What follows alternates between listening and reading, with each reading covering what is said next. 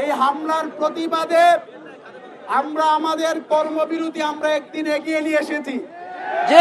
আমরা ঘোষণা করতে চাই আগামী কালকে থেকে সারা বাংলাদেশের 30,000 এমপিওভুক্ত স্কুল, কলেজ, মাদ্রাসা এবং কারিগরি সকল শিক্ষা প্রতিষ্ঠানে প্রজ্ঞাপন জারি না হওয়া পর্যন্ত লাগাতার কর্মবিরতি করব।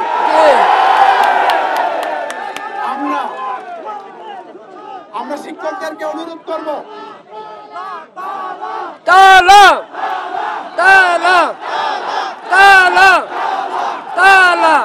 প্রিয় ভাইরা একটু শান্ত হন।